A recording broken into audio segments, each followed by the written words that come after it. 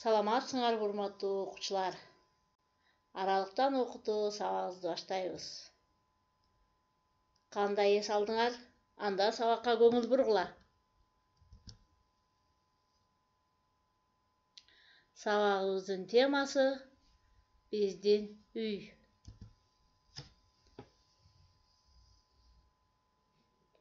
Сабагыбыздын максаты окуучулар сүрөт менен иштөөгө көнүгө беришет, суроолорду түзүп аларга жооп берүүгө машыгышат, суроо жооптун негизинде текст түзө алышат, алган билимдерин турмушта колдоно алышат, өзүнүн үй-бүлөсү менен сыймыктануу сезимдери калыптанат, эмгекти сүйүү, бири-бирин сыйлоо керектигин баамдап түшүнүшөт. Анда балдар, бүгүн сабагыбызды баштайбыз. Биринчи көнүгүүнү карагыла балдар. Силер эмнени көрүп турасыңар? Өзүңөр айткылачы балдар. Бул эмненин сүрөтү экен? Бул үйдүн сүрөтү. Үйдүн ичинде бөлмөнүн сүрөтү балдар. Карагылачы, бул үй, бул жер үй. Ашкана, конок бөлмө, анан балдар бөлмөсү. Көрдүңөрбү балдар?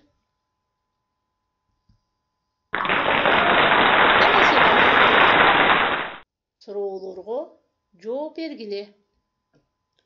Бул кимдин үйү? Ал кайда жашайт? Асандын үйү канча бөлмөлүү деп ойлойсуңар? Ашканада кимдер бар? Алар эмне кылып жатышат? Конок бөлмөсүндө кимдер бар? Кичинекей кыз эмне кылып жатат? Асан эмне кылып жатат? Короодо эмнелер бар экен? Анда баштадык балдар, суроолорго жооп беребиз. Бул кимдин үйү?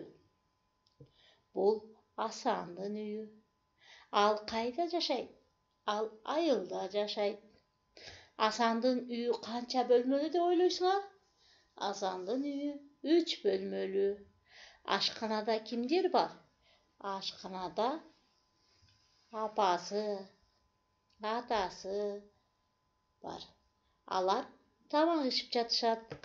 Конок бөлмөсүндө кимдер бар? Конок бөлмөсүндө чоң атасы бар. Кичинекей кызы сүрөт карап жатат. Асан эмне кылып жатат? Асан шахмат ойноп жатат.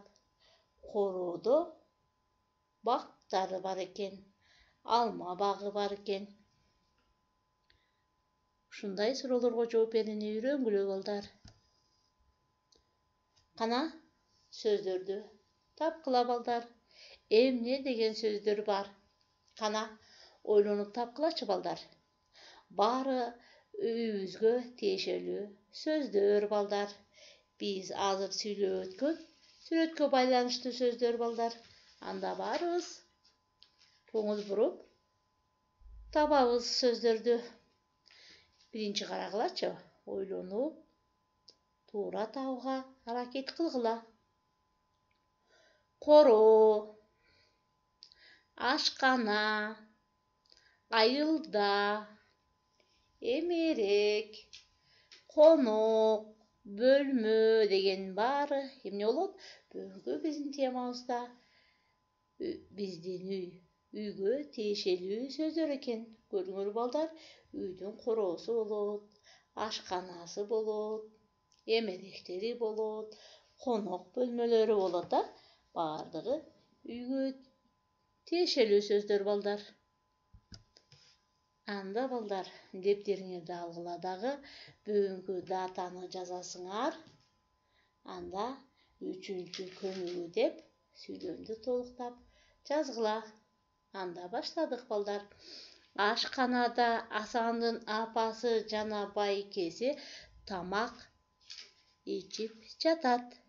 Эмне кылып жатат балдар? Ашканада Асандын апасы жана байкеси тамак ичип жатат.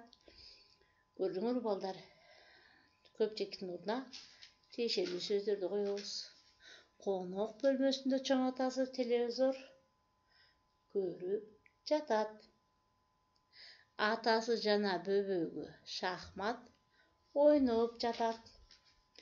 Асан сабакка даярданып жатат. Же болбосо Асан сабак окуп жатат. Көрдүңөр балдар, тиешелүү сөздөрдү коюп алдык. Эми силер жазгыла. Ырды көркөм окуйбуз балдар. Жардамчы деген ыр Турар Кожомбердиев агабыз жазыптыр. Ичип бүтүп тамакты, таза жууду табакты, дароо анан токтобой даярдады сабакты.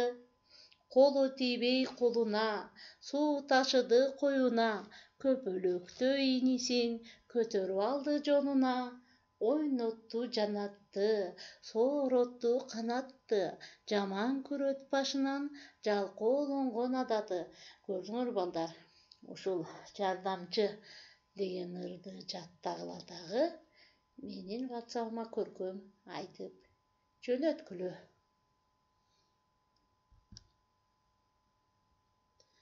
Анда сабагыбызды аяктадык. Бүгүнкү сабакта силер эмнелерди билдиңер балдар? Бүгүнкү сабакта биз үй жөнүндө жана үйдүн бөлмөлөрү жөнүндө үйрөндүк. Анда балдар, бүгүн үйгө тапшырма 5-көнүгү 16-бет ырды жаттап көркөм айткыла. Анан видео кылып мага WhatsApp'ыма жөнөтөсүңөр. Саламатта калгыла балдар.